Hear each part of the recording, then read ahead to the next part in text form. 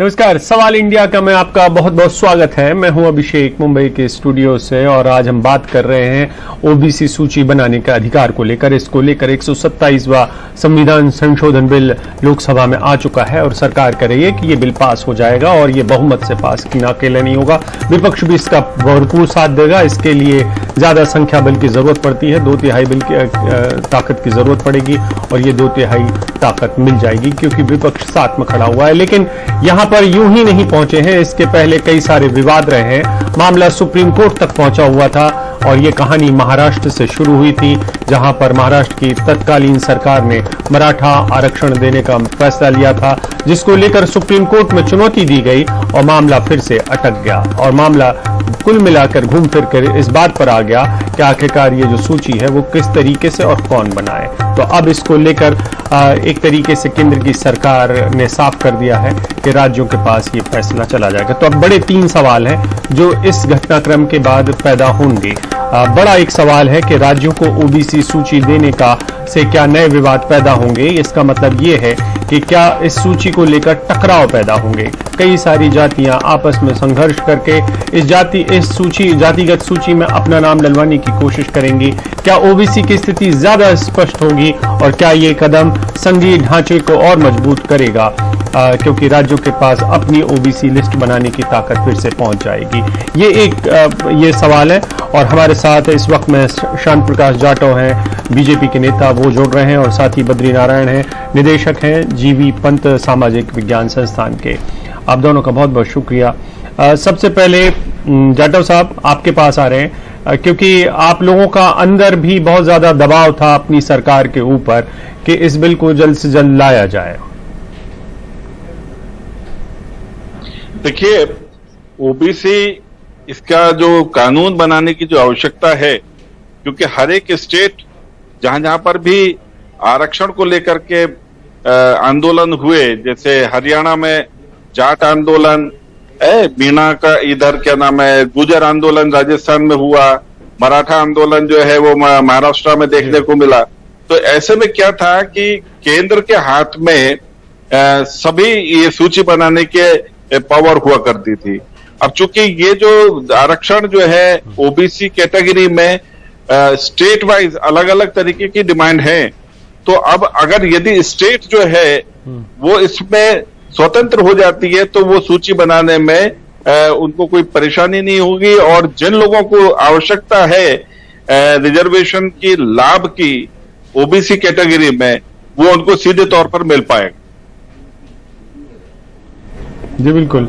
हमारे साथ बद्री नारायण जी, क्या विपक्ष का दबाव तो था ही और सरकार के अंदर में जो ओबीसी के सांसद हैं वो लगातार दबाव बनाए हुए थे। ये इस मसले को अगर हम एक तरफ रख भी दें तो जो बड़े सवाल पैदा हुए कि कोई भी राज्य की सरकार कैसे इस नतीजे पर पहुंचेगी कि आरक्षण किस तरीके से किया जाए, क्योंकि हमारे पास जातिगत जनगणना के बिना ये क्या संभव है, क्योंकि केंद्र से ये भी मांग की जा रही है। बहुत सारे जो पिछड़े वर्ग के संगठन है वो कह रहे हैं कि भाई अधिकार तो ठीक है, एक तरफ है, आपने दिया है राज्यों को, अब अधिकार मिल चुका है कि वो ये तय कर पाए कि कौन से लोग ओबीसी में हैं, शामिल होंगे, कौन से नहीं होंगे। लेकिन जातिगत जनगणना के अभाव में क्या ये सब कुछ उतना पारदर्शी तरीके से हो पाएगा? अभिषेक जी, बहुत अच्छा प्रश्न किया आपने। पहले तो एक बात यह है कि राज्यों को अधिकार मिलना ठीक है, क्योंकि राज्य अपनी जनता के सबसे ज्यादा करीब की इकाई है, केंद्र से ज्यादा करीब की इकाई है, तो तय कर सकती है कि कौन सी जातीय समूह ओबीसी में से छूटी हुई है, ओबीसी में होने से शायद उसका सबलीकरण और सशक्तिकरण हो सकता है। लेकिन साथ साथ यह भी प्रश्न खड़ा होता है कि ऐसे में क्या होगा कि जो भी प्रभावी जातीय समूह है वो अपनी शक्ति का इस्तेमाल करके, संख्या बल का इस्तेमाल करके वो अपनी मांग मनवा सकती हैं। और दूसरा क्या होगा कि जो बहुत सारी छोटी छोटी जातीय समूह हैं, यानी ओबीसी में भी आप देख लीजिए कि बहुत सारी जातियां हैं जो जब कोई प्रभावी जाति समूह आके उसमें शामिल हो जाएगा तो हो सकता है उनके हित उसमें सफर करें। और अगर आपने देखा भी होगा कि बहुत सारी ओबीसी की जातियां कहती हैं साहब हमको अब आप एससी बना दीजिए, क्योंकि वहां वो कंपीट नहीं कर पाती हैं। तो ये जो कंपटीशन जो प्रभावी समूहों के साथ जब होने लगेगा उनका, तो मुश्किलात में पड़ जाएंगी। लेकिन इसका एक पॉजिटिव फायदा यह है कि अगर राज्य सरकारें सामाजिक न्याय के मूल आत्मा से काम करेंगी तो बहुत सारी छोटी छोटी जातियां जो छूट रही हैं उनको जो कहीं जो उस तरह से सबलीकृत नहीं हुई है और ओबीसी में नहीं है, वहां आने से फायदा हो सकता है, उनके लिए भी स्पेस बनेगा। लेकिन जो आपका सवाल था जिसका मुझे उत्तर देना चाहिए कि क्या जातीय जनगणना के बिना इसका रेलेवेंस है, मुझे लगता है कि जातीय जनगणना होने से इसको थोड़ी क्लैरिटी मिलेगी और उससे इस योजना को फायदा मिलेगा, इस डिसीजन मेकिंग की जो शक्ति मिली है राज्यों को उससे फायदा मिलेगा। लेकिन जो समस्या ये है कि ये संख्या बल कई बार इतनी प्रभावी हो जाती है कि वो सोशियो इकोनॉमिक कंडीशंस को उतना ध्यान नहीं रखती है, या संख्या बल के आधार पर हम कहेंगे साहब हमारी संख्या ज्यादा है तो हमको इसमें दे दीजिए, तो हम उस पर अपने प्रभाव का इस्तेमाल कर सकते हैं। संख्या का, डेमोक्रेसी में संख्या मैटर करता है, लेकिन संख्या को हम जब सोशियो इकोनॉमिक आधारों से जोड़ देंगे, यानी जनगणना में सोशियो इकोनॉमिक कंडीशन को समझने पर ज्यादा बल होगा और संख्या एक मात्र एक बहाना होगा और उससे उभरे हुए पूरे विमर्श में भी, तो मुझे लगता है ज्यादा फायदा होगा जी। और उससे इस ओबीसी बनाने के समूह बनाने की जो शक्ति मिली है उससे फायदा भी होगा। बिल्कुल। हमारे साथ उदित राज जी जुड़ रहे हैं। उदित राज जी अनुसूचित जाति जनजाति के जो अधिकारी थे एक वक्त में, उनको एकजुट करने का काम करके राजनीति में आए। उदित राज जी बहुत बहुत शुक्रिया हमारे साथ जुड़ने का। जो एक बड़ा सवाल है वो ये है कि क्या ये जो कदम है ये राज्यों की राजनीति को लंबे वक्त के लिए बदल देगा? पहला सवाल मेरा आपसे। दूसरा ये कि जो बात बद्रीनारायण जी कर रहे हैं कि पिछड़े वर्ग में भी बहुत सारी ऐसी जातियां हैं जो प्रभुत्व रखती हैं या जिनकी संख्या ज्यादा है, जो ताकत में ज्यादा है, तो क्या उनके आगे राज्यों की सरकारें घुटने टेक देंगी? और बहुत सारी ऐसी जातियां हैं जो छोटी हैं, जिनका नंबर कम है, लेकिन वो सचमुच में पिछड़े या अति पिछड़े वर्ग के लोग हैं और उनके आंदोलन आपके नोटिस में इसलिए नहीं आ पाते हैं क्योंकि उनकी उतनी आवाज उतनी बुलंद नहीं है। देखिए, ऐसा है कि पहला प्रश्न है कि इससे क्या प्रदेश स्तर के राजनीति में क्या बहुत ज्यादा अंतर पड़ने वाला है? मैं नहीं समझता कि बहुत ज्यादा अंतर पड़ने वाला है। इसमें जरूर जो लेफ्ट आउट कास्ट है, जैसे उत्तर प्रदेश में मैं कहूंगा कि मेरा ख्याल है कि 16 जातियां 17 जातियां ऐसी हैं जो अनुसूचित जाति में आना चाहती हैं, और कुछ ऐसी जातियां हैं जो कि पिछड़ों वर्ग में से आना चाहिए लेकिन हो नहीं पा रही। तो ये अधिकार जब प्रदेश को मिलेगा, क्योंकि जैसा बद्रीनारायण जी ने सही कहा कि प्रदेश की सरकार करीब होती है, जनता के लोगों के करीब होती है, तो उनके जो प्रश्न है, उनकी जो चिंता है वो इससे संबोधित तो होती है। ये तो फायदा मिलने वाला है कि तमाम सारी जातियां जो लेफ्ट आउट हैं और डिजर्व करती हैं और केंद्र कर नहीं सकता, केंद्र में कई चीजें हैं, बड़ा बिजी रहना पड़ता है, पूरे देश को देखना पड़ता है, डायरेक्टली लिंक नहीं है, उससे फायदा है। लेकिन केंद्र सरकार बड़ा चिंतित दिखती है यहाँ पर कि पिछड़ों का फायदा पहुंचाने के लिए, सशक्तिकरण करने के लिए, लेकिन राष्ट्रीय आयोग बनाया। मुझे बता दे कि जब से राष्ट्रीय आयोग बना है पिछड़ों को क्या फायदा मिला हुआ? जुडिशरी में क्या जजेज बढ़े या इनके खाली अभी उन्होंने फैसला कर दिया है, जो अभी हाल ही में जो मेडिकल सीट को लेकर जो फैसला हुआ है वो देखिए, हालांकि वो कोर्ट के दबाव में भी हुआ है। नहीं, देखिए ऐसा है कि मेडिकल सीट वाला, देखिए मंडल में 27% का रिजर्वेशन दिया, अभी तक 12-13% से ज्यादा फिलअप नहीं हुआ। तो क्या उस पोस्ट को फिलअप करने के लिए मोदी सरकार ने कोई स्पेशल ड्राइव किया? पहले बहुत स्पेशल ड्राइव हुआ करते थे, लेकिन नहीं। आज 43 वाइस चांसलर हैं या यूनिवर्सिटी से, इसमें एक भी ओबीसी वाइस चांसलर नहीं है, एक ही SC/ST का वाइस चांसलर नहीं है। तो ये बिल्कुल जैसे इस बार का जो मंत्रिमंडल का विस्तार हुआ, 28 ओबीसी के मंत्री, तो उनका परिचय मीडिया से लेकर के सरकार जांच के नाम पर कि ये नाम है इस जाति के, तो ये इसके माध्यम से जो खिसका हुआ वोट है बीजेपी का वापसी करना या रिकवरी करना चाहती है। जैसे कोविड की मार पड़ी है, लाखों करोड़ों लोग मरे, बंगाल की है, किसान आंदोलन का बहुत बड़ी मार पड़ी है। तो इन्होंने क्या है कि पूरा पैराडाइम शिफ्ट कर दिया। दूसरा जो आपने हमसे सवाल पूछा था, उसका जवाब दे दूं कि जो डोमिनेंट कास्ट है, चाहे एससी की हो, चाहे एसटी की हो, चाहे ओबीसी की हो, जो डोमिनेंट सेक्शन है जिसकी संख्या भारी है और जागृति उसमें ज्यादा आ गई है, तो निश्चित तौर से दूसरे का हकमारी करता है और इसके लिए कोई ना कोई तरीका निकालना पड़ेगा। और ये सोशल जस्टिस की और जायज बात है, वो तो वर्कआउट करना पड़ेगा। यह भी निर्भर करता है कि जो अति पिछड़े हैं, जिनको लाभ नहीं मिला है, वो भी आंदोलन करें, वो भी तो मुंह खोले, वो भी तो बात करें। अगर स्टालिन न होते तो मुझे नहीं लगता कि नॉर्थ इंडिया के जो पिछड़े वर्ग के नेता, जो एआईसीटी में जो 15% में रिजर्वेशन ओबीसी को मिलना चाहिए, तो ये करवा पाते। या तो सोशल ऑर्गेनाइजेशन उठे, लोग हुए, या तो नॉर्थ या राजनीतिक आंदोलन या अदालतें तय करें। उदित राज जी, बिल्कुल। जी बिल्कुल। जाटव साहब, मैं आपके पास आ रहा हूं। मैं ये समझना चाहता हूं कि क्या ये आधा अधूरा कदम है, क्योंकि जब तक आप ये तय नहीं कर पाएंगे कि जातिगत जनगणना को लेकर जिस तरीके से ओबीसी संगठनों की सिर्फ एक मांग ये नहीं है कि राज्यों के पास ये अधिकार जाए कि राज्य ये तय करें कि वो अपनी सूची खुद बनाने के लिए आजाद रहें, ठीक वैसी एक जो बड़ी मांग है वो ये कि जातिगत जनगणना भी होनी चाहिए, जिसको लेकर केंद्र अब भी मान नहीं रहा है, वो आगे पीछे हो रहा है। देखिए, मैं आपको इसके बारे में क्लियर करूं। जिस वक्त में ओबीसी पहली लिस्ट बनी तो उस वक्त में 1297 जातियां जो है ओबीसी में शामिल की गई थी, और अभी वो जातियां बढ़कर के लगभग 2297 के लगभग हैं।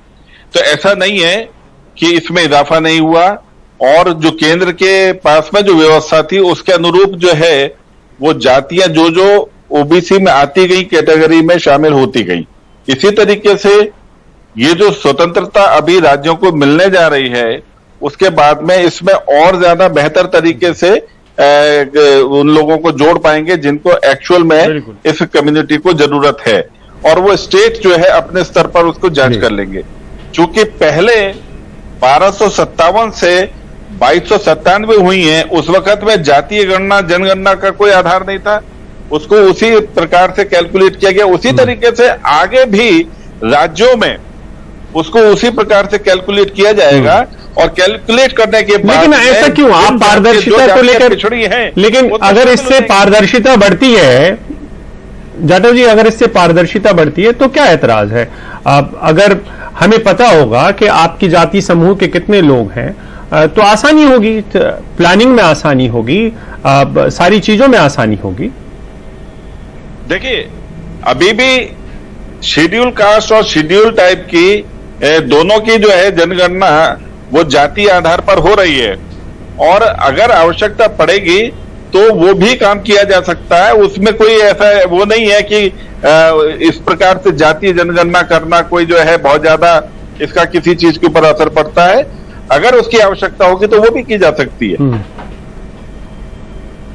बिल्कुल।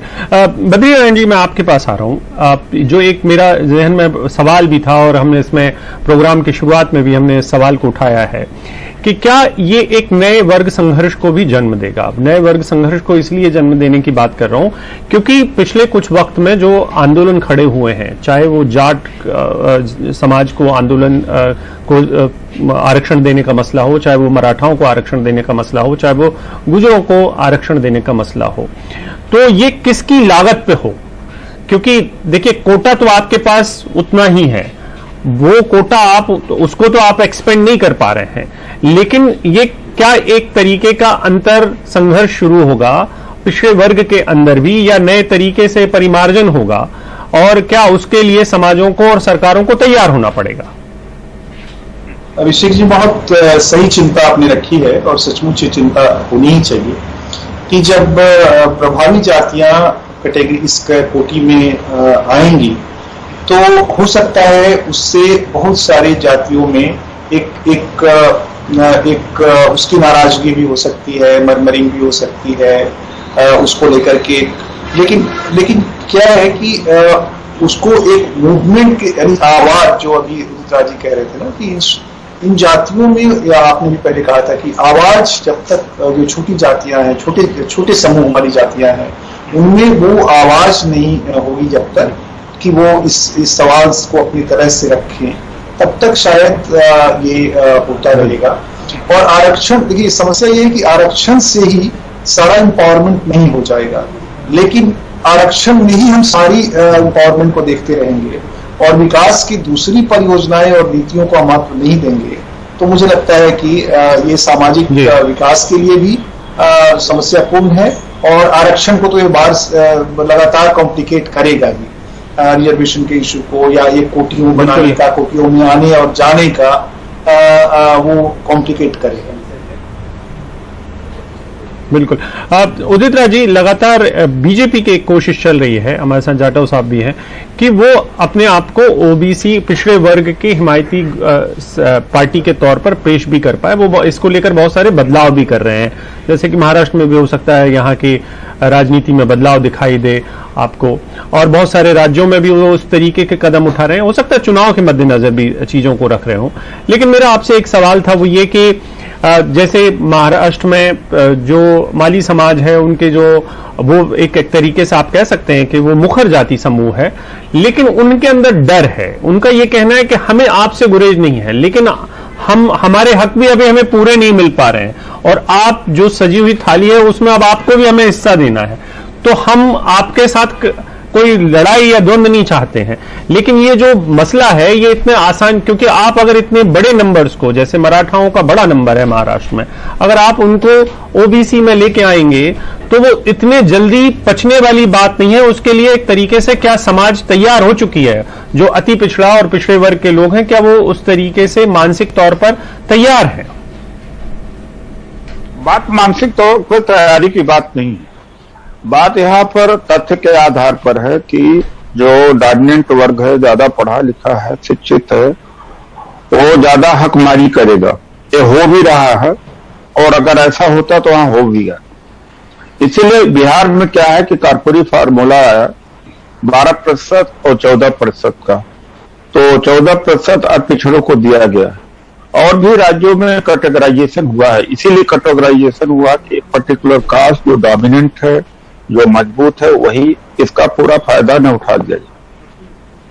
मौलिक सवाल इस बात का है, इससे भी जो बड़ा मौलिक सवाल है कि इतने बड़े वर्ग 52% कहो, 42% जो भी है ओबीसी का, अभी जो एनरोलमेंट प्राइमरी स्कूल में एनरोलमेंट के डाटा हर स्टेट के आए हैं, वो डाटा खुद ही बताते हैं कि इस देश की में किसकी कितनी आबादी है। प्रत्यक्षम किम प्रमाणम सभी जानते हैं कि 50 से 52% पिछड़ों की आबादी है। तो भारतीय जनता पार्टी को दिक्कत क्या है कि जाति जनगणना कराने में, जब पता ही है, हर और दूसरे सूचकांक बता रहे हैं कि कितनी आबादी है और स्पष्ट है, तो गिनती कराने में क्या दिक्कत है। एक दूसरी बात है कि मंडल कमीशन 16 दिसंबर 1992 में लागू हुआ by supreme court judgement. Congress की सरकार न होती, अगर बीजेपी की सरकार होती तो शायद ये न होता। अभी आप जब जाति संघर्ष की बात कर रहे हैं, तो जाति संघर्ष कौन करता है इस देश में? जाति यहाँ का विजात वर्ग करता है। जब 1990 में बीपी सिंह की सरकार ने मंडल कमीशन की सिफारिश की घोषणा किया, तो विरोध किसने किया? आरएसएस और बीजेपी ने किया। उसका जो गुस्सा था फूटा कमंडल के रूप में, अडवाणी जी रथ लेकर के आए, और उसी के आधार पर आज पार्टी बनी हुई। वरना तो पार्टी दो सांसद रहते थे, 10-5 सांसद रहते थे, आगे बढ़ नहीं सकते। तो पिछड़ों का विरोध करके तो भारतीय जनता पार्टी सशक्त हुई है और यहाँ तक आई है। एक बात है। दूसरी बात है कि तब से अभी तक 50% तक भी रिजर्वेशन ओबीसी को नहीं दिया गया, और 2014 के बाद से सारा निजीकरण करते जा रहे हैं। और अभी ओनली 43 यूनिवर्सिटीज है, सेंट्रल यूनिवर्सिटीज है, और 1000 तक की यूनिवर्सिटीज है। कितना प्राइवेट हो गई, उसमें कोई भागीदारी है ही नहीं। ये लार्जर इशू है। अगर ये मिलेगा, जब नौकरियां नहीं रह पाएंगी, और इनका जो केंद्र सरकार में ज्यादातर नौकरियां आती हैं, जब वो नौकरियां समाप्त हुई, निजीकरण हो रहा है, तो ये सारी जो बहुत समापित कर रहे हैं कि और इस समय ओलंपिक की वो टीम, आप सबका बहुत बहुत शुक्रिया। इस समय ओलंपिक की वो टीम आ रही है जिसका हम सबको इंतजार था। हमारे मेहमानों का बहुत बहुत शुक्रिया जो इस प्रोग्राम में हमें जुड़े, लेकिन इस समय की फौरी ज़रूरत ये थी कि हम इन हीरोज़ का स्वागत करें जो इस समय आए हुए हैं ओलंपिक से, टोक्यो ओलंपिक से। और भी टीमें जो हमारे लिए पदक लेके आई हैं। इस समय एयरपोर्ट की ये तस्वीरें हैं जिनको लेकर बजरंग पूनिया को लेकर लोग इस समय आप देख रहे हैं अपनी टेलीविजन पर स्क्रीन पर, लोग उनका स्वागत कर रहे हैं। You are are hero Bajrang. तो ये तमाम तस्वीरें थोड़ी सुखद हैं और लोगों को सुकून देने वाली हैं। खुश हैं जिस तरीके का प्रदर्शन रहा है भारतीय एथलीट्स का, और खासतौर पर आपने बजरंग पूनिया का मास्क लगाया। सर सबने बहुत बढ़िया एफर्ट्स करे हैं अपनी तरफ से, और विनिंग और लॉसिंग एक अलग पार्ट है। जो जीता है उनके लिए तो बहुत ही अच्छी बात है। सब जो नहीं जीता वो आगे सब मेडल लाएगा हमारे लिए जरूर जी। तो आज आप खुश हैं, उनको रिसीव करने के लिए आए हैं? Yes sir. और क्या तैयारियां हैं आपके स्वागत? सर अभी पता लग जाएगा जब देखेंगे। अच्छा तो आज स्वागत करने के लिए आए हैं बजरंग का, क्या मैसेज है बजरंग को जो आप देना चाहते हैं? जी हमारी तरफ से बहुत बहुत शुभकामनाएं हैं।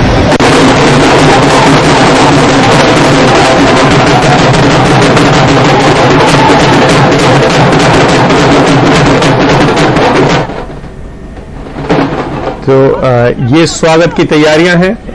टोक्यो ओलंपिक समाप्त हो चुके हैं, लेकिन भारत ने बेहतरीन का प्रदर्शन किया है। पहली बार 7 मेडल, और उसमें भी एथलेटिक्स में पहली बार भारत को 1 मेडल मिला है। नीरज चोपड़ा के शब्द में गोल्ड मेडल मिला है, और बाकी के मेडल भी शानदार रहे हैं। हमने कई जगहों पर हो सकता है बहुत कम चूक के साथ अपने मेडल खोए हों या ना पाए हों, लेकिन उसमें भी जो प्रदर्शन रहे हैं, जैसे गोल्फ में हमारा प्रदर्शन बेहद शानदार। आप देखिए कि किस तरीके से हमारी जो टीम्स हैं, हमारे जो खिलाड़ी हैं, वो अब शानदार प्रदर्शन कर रहे हैं। और अब हमें ऐसा लगता है कि आने वाला वो वक्त भी दूर नहीं है जब हम अपनी टैली और अपना जो प्रदर्शन है वो बहुत अच्छा कर पाएंगे। जब हम 7वें 8वें नंबर से 4वें नंबर तक पहुंच चुके हैं, जब हम 20वें नंबर से 8वें नंबर पर पहुंच चुके हैं या 6वें नंबर तक पहुंच चुके हैं, तो हमें उम्मीद रखनी चाहिए कि हम आने वाले वक्त में और अच्छा प्रदर्शन करेंगे। जैसे कि महिला हॉकी टीम बेहद शानदार प्रदर्शन किया।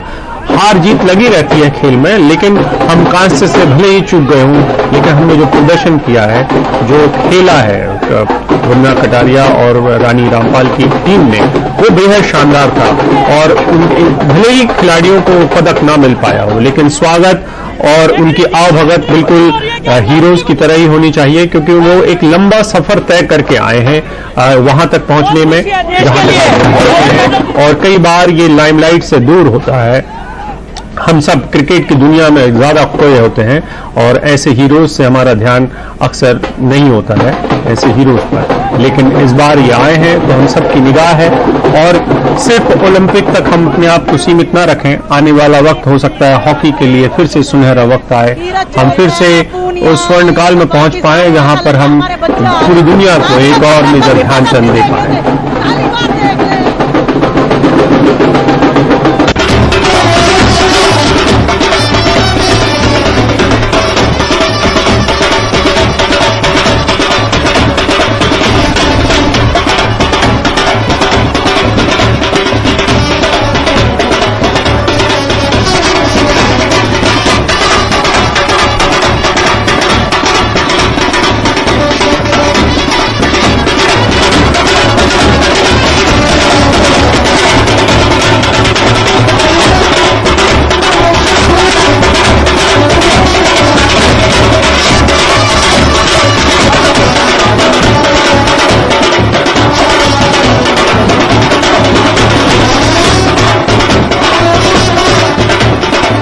बाजे के साथ करिए हमारे भारतीय खिलाड़ियों का स्वागत। वक्त एक ब्रेक।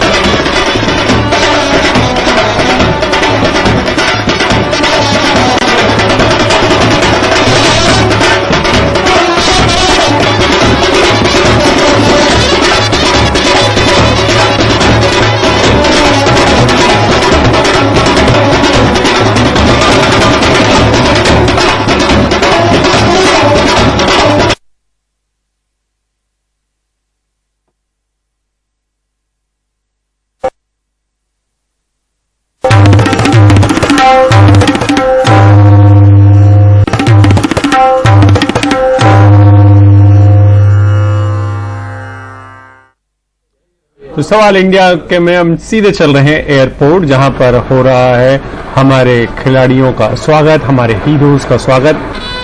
पहली बार भारत को ओलंपिक में 7 पदक मिले हैं। यह अपने आप में एक बहुत ही गौरव वाली बात है। हम देर से इस सब में हैं, लेकिन इससे कोई फर्क नहीं पड़ता। हम अच्छा प्रदर्शन कर रहे हैं।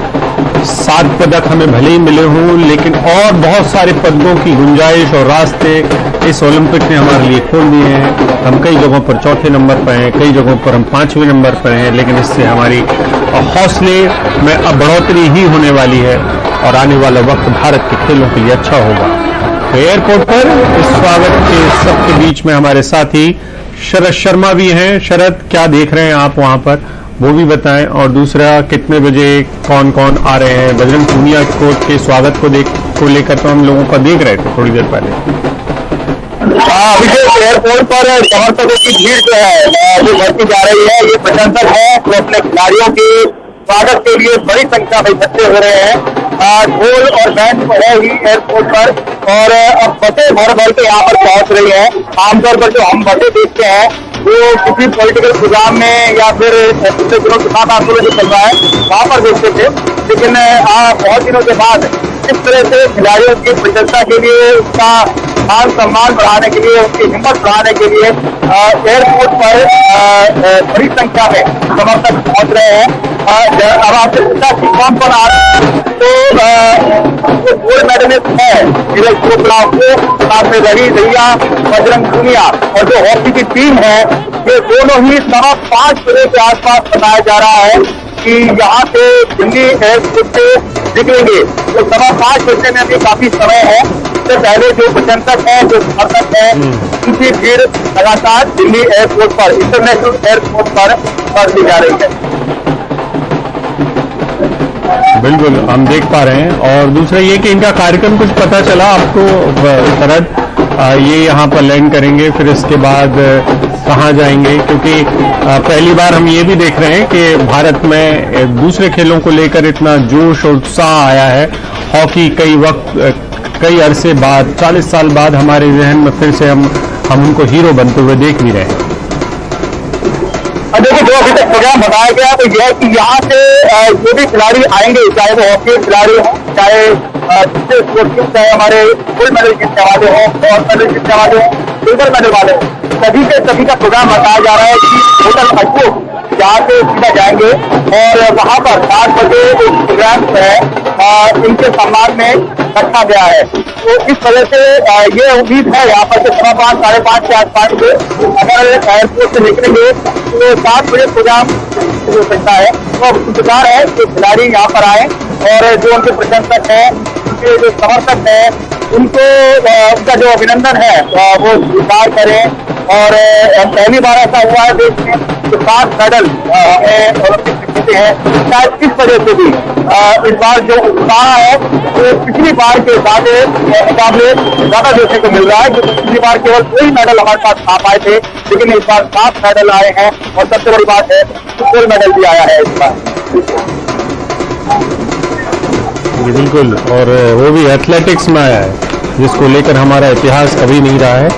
और इसको लेकर नीरज चोपड़ा ने जो इतिहास रख दिया है, उसका एहसास उन्हें हो सकता है टोक्यो में ना हुआ हो, लेकिन जब वो भारत की सरजमी पर उतरेंगे तो यहाँ पर वो उन्हें एहसास हो पाएगा कि उन्होंने कितना बड़ा काम भारत के लिए किया है और कितने सारे सपनों को हमेशा के लिए पैदा किया है, ताकि भारत के बहुत सारे खिलाड़ी ओलंपिक के लिए तैयार हो सकें। हमारे साथी शरद शर्मा हमारे साथ जुड़े हुए थे अभी तक।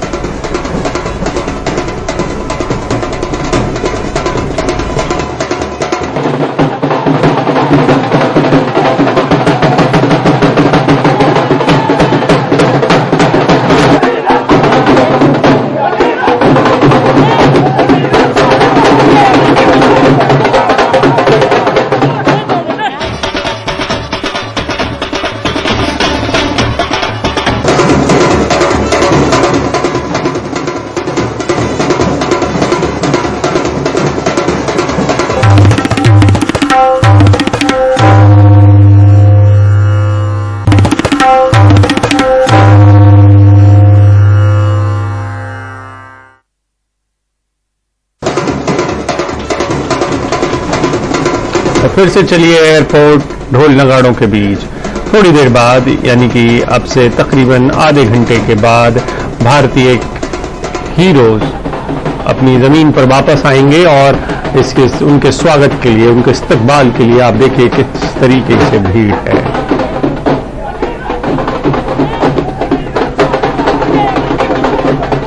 और भारतीय जो टीम है, भारतीय ओलंपिक दल के जो बचे हुए सदस्य हैं, जो जीत कर आ रहे हैं, वो अब लैंड कर चुके हैं और अब किसी भी क्षण वापस आ सकते हैं, बाहर आ सकते हैं।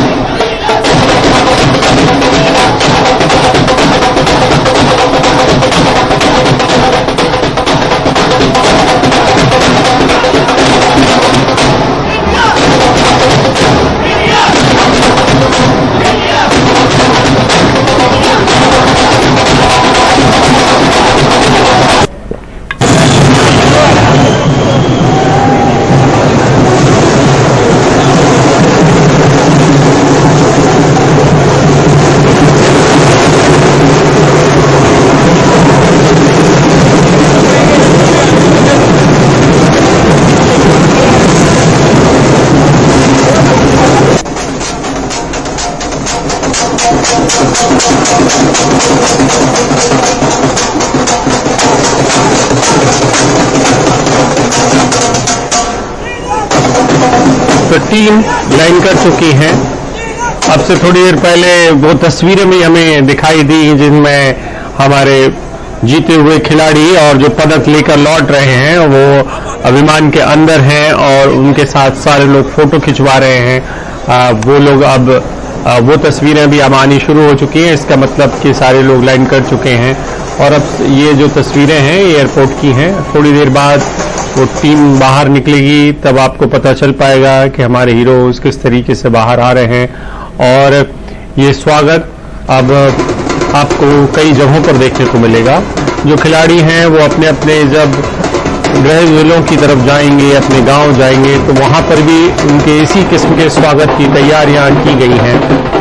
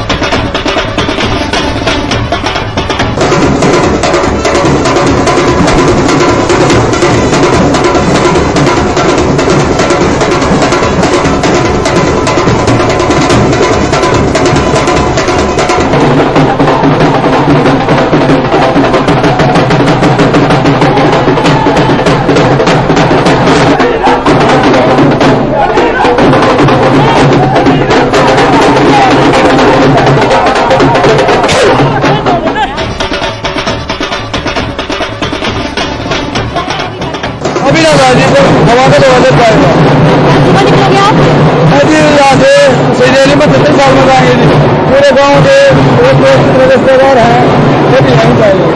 राकेश जी, आप यहाँ से क्या रवि के साथ बस में बैठ के जाओगे होटल तक? देख रहे हैं जीते के गाँव वाले जाएंगे, बहुत उत्साहित है उनकी जीत से। कितनी खुशी हो रही है आज जो है वो देश भर में, दुनिया भर में नाम करके अभी को बहुत खुशी है। हमारे गांव को, देश को, मित्रों को, वो भी बहुत खुशी है। वो नगाड़े बज रहे हैं, त्योहार जैसा माहौल हो गया है। और ये त्योहार जनता का त्योहार माना था बड़ा, ऐसे मतलब मौके बहुत मुश्किल तो मिलते हैं, परमात्मा की देन हो गई।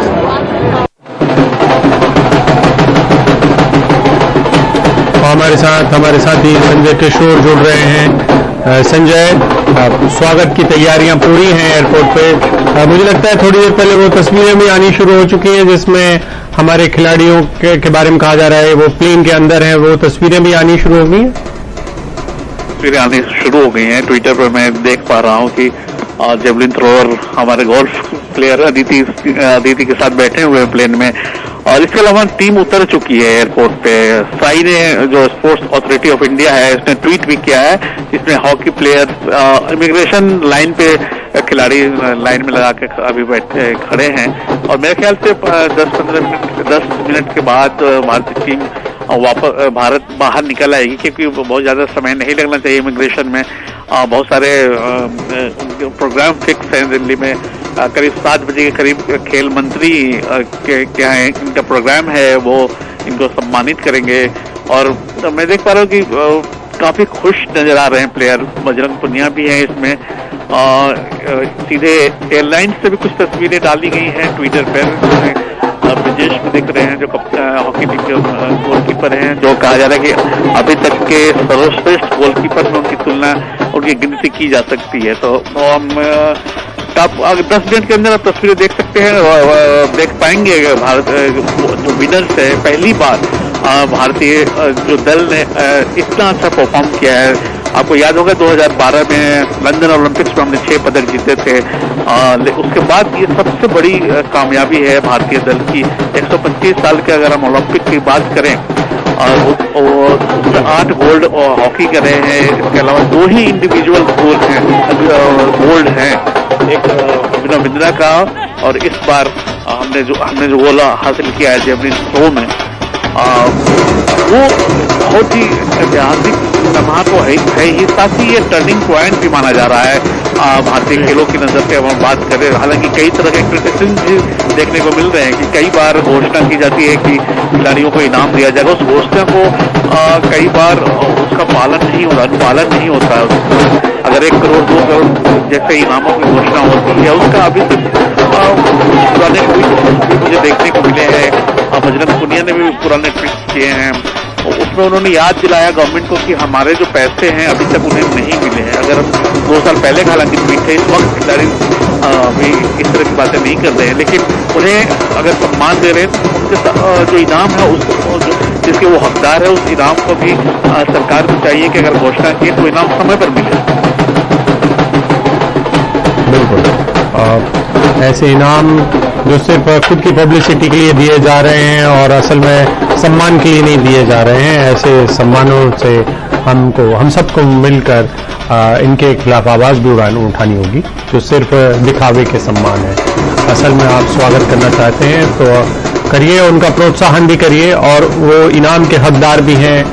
ये भी सभी राज्यों को और सभी केंद्र की सरकार को भी याद रखना होगा, सभी राज्यों को याद रखना होगा। वक्त एक ब्रेक का है।